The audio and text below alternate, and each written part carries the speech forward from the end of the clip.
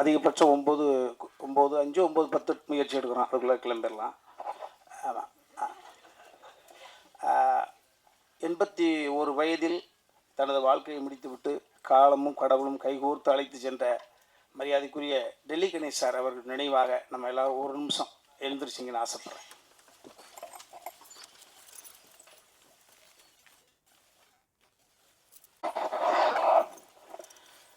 இது வேற ஒரு மேடையாக இருந்தால் செயற்கையாக கைத்தட்டலுக்காக செயற்கையாக புனைந்து பேசிடலாம். இதை அடி மனசிலிருந்து ஆத்மாவிலேருந்து பேசணும். கொஞ்சமாக பேசினா போதும். படம் கூடிய சீக்கிரம் தயாரிப்பாளர் சொல்லுவாங்க, அந்த ரிலீஸ் தேதியை தம்பி சொல்லுவார். அதனால் இது நான் சொல்ல ஆசைப்பட்டதை மரியாதைக்குரிய ராஜ்கபூர் சார் சொல்லிட்டாங்க. 3 தினங்களுக்கு முன்பு ஒரு பாரம்பரியம் உள்ள ஒரு யூனிவர்சிட்டியில் அர்ஜுன் சாருக்கு டாக்டர் பட்டம் கொடுத்தாங்கன்றது ஒரு அற்புதமான செய்தியை. நீண்ட இடைவெளிக்கு பிறகு ஃபீல் குட் டைரக்டர் சகோதரர் அதியமான் சார் மேடையில் இருப்பதெல்லாம் நான் பெருமையாக நினைக்கிறேன். எவ்வளவு பணம் சம்பாதிச்சோம், எப்படி வெற்றிகளை கொடுத்த உழைப்பு ஒன்று தான். ஸோ அதான் கஷ்டத்தை எவன் ஒருவனுக்கு கடவுள் அதிகமாக கொடுக்குறானோ ஆயுசு அவங்களுக்கு அதிகம்னு அர்த்தம். அதை நிச்சயமாக நான் நம்புகிறேன்.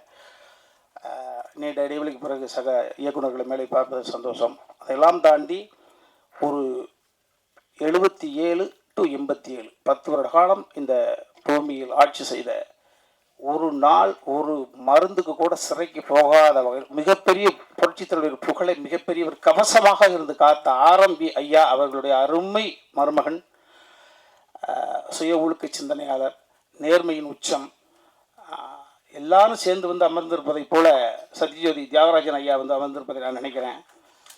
இங்கே எம்ஜிஆரும் நீங்களே, ஆரம் வீரப்பன் ஐயாவும் நீங்களே, எல்லோரும் நீங்களே. மகிழ்ச்சி ஐயா. எனது மகன் உமாபதி இயக்குநராக பரிமளிக்கக்கூடிய இந்த விழாவிலே நீங்கள் வந்து அமர்ந்திருப்பது, இவ்வளவு நேரம் அமர்ந்திருப்பது, நான் கூட நினச்சேன் பேசிட்டோட நம்பியெல்லாம்னு. ஆனால் நீங்கள் ஆசைப்பட்டு அமர்ந்திருக்கிறீங்க, மறக்க மாட்டேங்க ஐயா. உங்களுடைய பொன்னான நேரம் ஒரு குடும்ப விழாவிலேருந்து வந்து உங்களுடைய அந்த பிள்ளையை ஆராதனை பண்ணுறீங்க, ஆசீர்வாதம் பண்ணுறீங்க. வாழ்க்கையில் எந்த நிர்தேசம் மறக்க மாட்டேன். ரொம்ப மகிழ்ச்சிங்க ஐயா. அடுத்ததாக நான் ஃப்ளோவாக பேசுகிறதில்ல, தம்பி சுரேஷ் காமாட்சி வந்து இந்த கதையை தம்பி வெற்றி குமரன் சொன்னதை போல் ஒரே சந்திப்பு 2 மணி நேரம் படத்தை இப்படி ஓட்டி ஒரு சந்திப்பில் காமிச்ச தம்பி அண்ணன் அடுத்து என்ன பண்ண போகிறீங்க என்னப்பில். திரும்பவும் சொல்லுகிறேன், இது சபைக்காக கிடையாது. இந்த கதை உருவானதற்கான காரணம், நான் சின்ன வயசில் என்னை விட வயதில் மூத்தவர்கள், என்னை விட இந்த பூமியை முதல்ல பார்த்தவர்கள், அவர்கள்ட்ட பார்த்த உடனே, அது குறிப்பாக கிழவிகளாக இருந்தால் கிழவனாக இருந்தால் 10-12 வயசில் அருகில் அமர்ந்து சுருங்கி போன தசையை தடவி விட்டு அவருடைய வாழ்க்கையை நான் கேட்பேன். தாத்தாவுக்கு கொடுக்க எத்தனை மாதிரி சண்டை பிடிச்சி ஃபஸ்ட் நைட்டே நினச்சா இல்லை கொஞ்சம் 5 நாள் செடு நினச்சா சண்டை போட்டு பிரிஞ்சது போய் யார் முதல்ல போய் பேசுவாங்க, அப்படியா? ஓஹோ. இப்படி அந்த மலரும் நினைவுகளை கிளறி விட்டு அப்படியே கொட்ட வச்சிருவோம். கட்ட கட்ட கட்ட பேச்சு துணைக்கு ஆளாமல் இருக்கக்கூடிய பெரியவர்களிடம் பேசுகிற பொழுது அவர்கள் வாழ்ந்த வாழ்க்கையை வரிசைப்படுத்திடுவாங்க. ஸோ அது இளம் பிராயத்தில் எனக்கு ஒரு கருத்து. அதனால தான் வாய் திறந்தால் பேசக்கூடிய சக்தி இருக்குதுன்னா அந்த இதெல்லாம் இந்த ஸ்டோரேஜ். அதற்கு பிறகு ஓரளவு இந்த திரையுலகம் எனக்கு ஒரு சிறிய பெயரை கொடுத்த பிறகு, சகோதரர் பிரபு சாலமன் மூலமாக ஒரு பெயர் எனக்கு கிடைத்த பிறகு, நான் என்னை பார்க்கக்கூடிய பெரிய தொழிலதிபர்களாக நான் அவுட் ஆஃப் சப்ஜெக்ட் பேசுகிற பொழுது, தத்துவம் பேசுகிற பொழுது அப்படி மடை திறந்த வெள்ளம் உண்மையை கொட்டிடுறாங்க. அது தனுசு ராசி, மீன இலக்கணம், போராடம், அது நம்ம தான் தோணுது, எல்லாம் சொல்லிடுவாங்க. அப்படி நிறைய தொழிலதிபர்களுடைய கதையை நான் கேட்கிற பொழுது, ஒரு குறிப்பிட்ட ஒரு தொழிலதிபர் மனிதன் புரிதலாக இருக்கக்கூடிய ஒரு அற்புதமான ஒரு ஆத்மா, அவருடைய நினைவுகள், அவர் வாழ்ந்த வாழ்க்கையை, அவருடைய ஒட்டுமொத்த ரகசியத்தையும் பச்சை குழந்தை போல இளநிக்கு இருக்கக்கூடிய தண்ணி போல அப்படியே கொட்டி தீர்த்தாரு.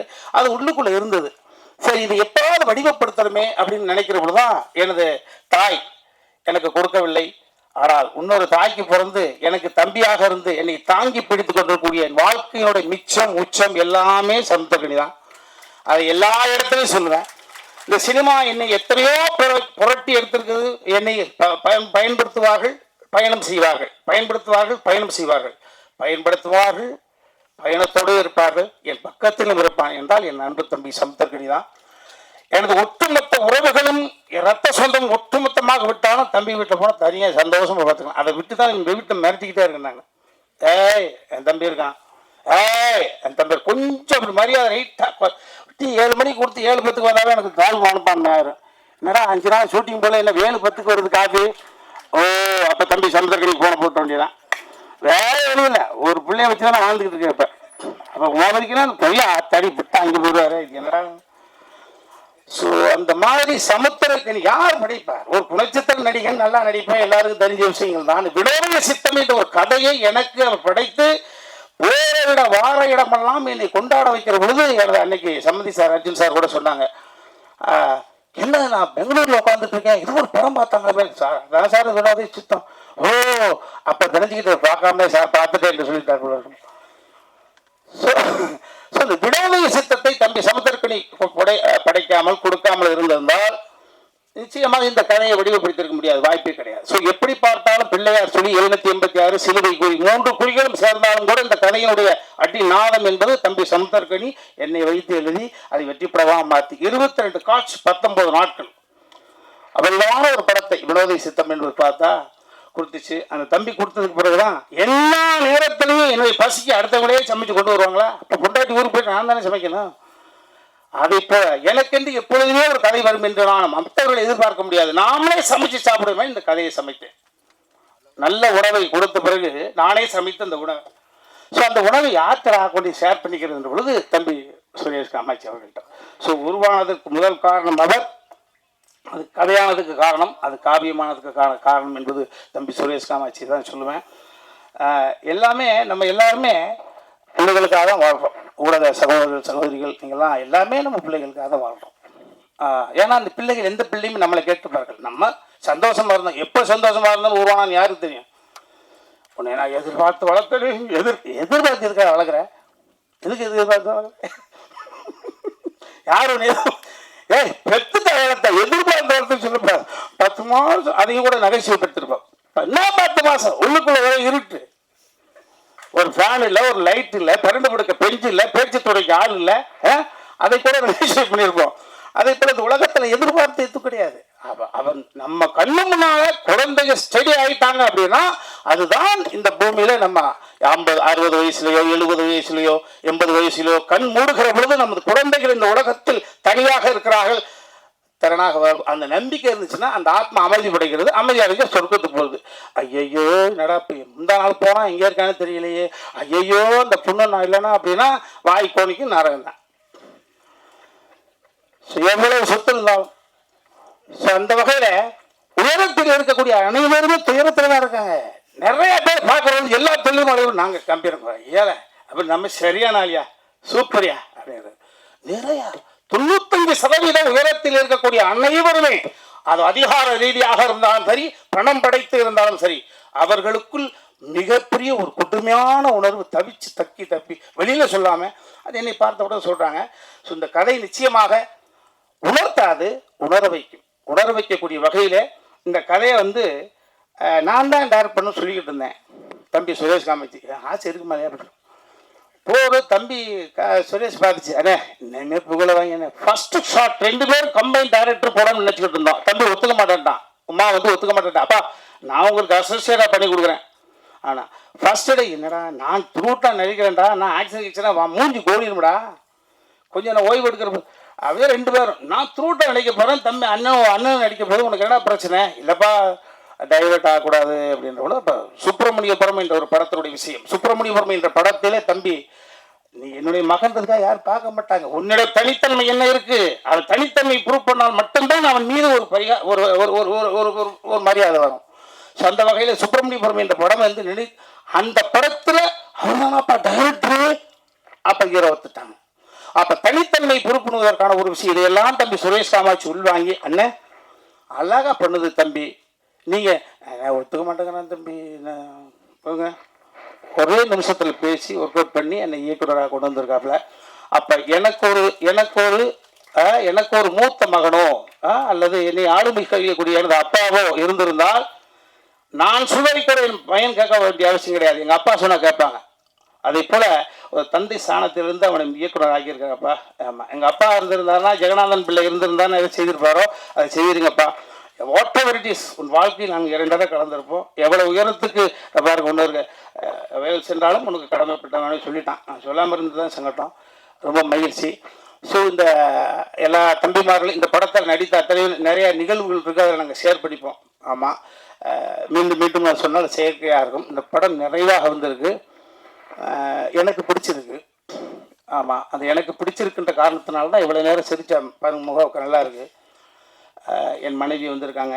ஆமாம், எனக்கு வந்து வாழ்க்கையில் ஏற்ற இறக்கம் எனக்கு இனிமேல் அவள் தான். எங்கள் அம்மா இல்லை, எங்கள் அப்பா இல்லை. என் தாயாகவும் தந்தையாகவும் இருந்து பார்க்கக்கூடிய மனைவி தன் மகன் எனக்காக வரல. அதை திரும்பி சொல்கிறேன். அர்ஜுன் சார் எனக்காக வரல, அதையும் சொல்லி பண்ணேன் நான். ஆமாம், இதெல்லாம் நிறைய சொல்லி பண்ணாமா. என் மனைவியே எனக்காக வரலன்ற போது பாருங்க, மோகனிக்காக தான் மகனுக்காக தந்தையை தாய் வந்தாங்க. அதே மாதிரி என் மகள் எந்த நிகழ்வுகளுக்குமே போனதில்லை. ஜஸ்ட் ஒரு கோல்டு மெடல் வாங்கின பிள்ளை. ஆமாம், அது வந்திருக்கு. என் மருமகன் மேலே உட்காந்துருக்காரு. அந்த வாய்ப்பு கிடைச்சிச்சு. அவரே ஒரு 2 சீல் நடிக்க வச்சுக்கிட்டோம். போட்டு லாக் பண்ணி வச்சிருந்தோம் இல்லையா. ஆமாம் ஆமாம். அதே மாதிரி எங்களுடைய இன்னொரு மகள் எங்கள் குடும்பத்துக்கு வந்த ஐஸ்வர்யம், பெரிய பெரிய கொடை, காலம் எங்களுக்கு கொடுத்த கொடை. ஒரு 6-7 மொழிகள் பேசக்கூடிய அளவுக்கு வல்லமை. புரட்சி தலைவி ஜெயலலிதா அம்மாவுக்கு பிறகு பல மொழிகள் பேசக்கூடிய சீதா பயணம் என்ற ஒரு படத்தில் அவங்களுக்காக வச்சு மிக பிரமாண்டமான படைப்பை, தனது மகளுக்காக ஒரு படைப்பை எடுத்திருக்காங்க அர்ஜுன் சார். ஆமாம், அவருடைய உடன்பிறந்த தங்கை அஞ்சனா பாப்பா வந்திருக்காங்க. இது ஒரு அற்புதமான குடும்ப விழா. அதை இனி பல விடலாக பார்த்துருக்குறீங்க. எனக்கு அன்பு தம்பி சமத்திருக்கிறீங்க. 5:30 மணி ஃப்ளைட் பிடிச்சி பிள்ளை ஓடி வந்து உட்காந்துட்டு இருக்கு. ரொம்ப மேலே சொல்ல மாதிரி எல்லோருமே நல்லவர்கள் மாதிரி நல்லவர்களெல்லாம் சேர்ந்து ஒரு காரியத்தை செய்யறோம். அது நல்லதாகவே நடக்கும். அந்த நல்லதை உங்களிடம் மட்டும்தான் நாங்கள் செய்வோம். எனக்கு இனிமேல் ஒன்றும் பிரச்சனை கிடையாது. கனவு நிறையாக இருக்கிறது. இந்த அவையில் அமைந்திருக்கக்கூடியவர்களுடைய துயரத்தில் ஷேர் பண்ணிக்கொண்டு நிறைய நாள் கனவு. இப்போ தான் மகனுக்கு கல்யாணம் ஆயிருக்கு. நான் வல்லமை கொண்டவனாக எனக்கு வந்து இருக்கிற பொழுது நிச்சயமாக அதை உங்களோட நான் ஷேர் பண்ணிப்பேன். ஏன்னா உலக இவ்வளோதான், எவனுக்கு எப்போ எதுன்னே தெரியாது. இந்த படம் நிச்சயமாக இந்த ராஜா கிளி கூண்டுக்குள்ளே இருந்துச்சு. இப்போ ஒரு அற்புதமான தருணத்தில் கூண்டு விட்டு வெளியில் வந்து பறக்குது. மறுபடி எங்கள் ஐயா சொன்ன மாதிரி தான் தங்க கிளியாக பவனி வர எல்லாம் இறைவனை பிரார்த்தனை பண்ணிக்கிறேன். யாரையாவது விட்டுருந்தால் நிறைய மேடைகள் இருக்கு, அங்கே பேச போகிறோம். சேனல்ல விடாது. அதனால் யாராவது விட்டுருந்தோம் பண்ணிக்கப்போ ஃபோன் போட்டு அழுகாதீங்களா மகிழ்ச்சி. அப்புறம் என்னையும் நாயகனாக ஒத்துக்கிட்டு இந்த பாடலுக்கு நடிப்பதற்கு ஒத்துக்கிட்டு அந்த பொண்ணுங்களாம் இவருக்கா ஐயோ இல்லை, சினிமா அப்படி இல்லை. இப்போ அதில் அனுபவம் தான். அந்த அனுபவங்கள் வந்து உள்வாங்கிக்கிறது. பெர்ஃபார்ம் என் மேலே எனக்கு நம்பிக்கை இருக்கா. நான் எப்படி ஒரு அரவிந்த் சாமி சாருக்கு எனக்கு என்ன பெரிய ஒரு 45 வயசாக வித்தியாசம். என் மீது கொண்ட நம்பிக்கை அவருக்கு தந்தையாக நடித்தேன். அதே போல எனக்கு அற்புதமான சகோதரி சொன்னாங்க ப்ரெஷ்ல, ராஜா இங்கே கிளிகள் இங்கே, ராஜா இங்கே கிளிகள் இங்கே. இன்னும் 2 கிளி இருக்குது. அந்த 2 கிளி அந்த கிளிக்கு ரெக்கம் வச்சு கொஞ்சம் பறந்தாங்க தெரியுது. ஸோ எல்லாம் இறைவனுக்கு நன்றி. உங்கள் அனைவருக்கும் 9 மணி வரைக்கும் இருக்கிறீங்க.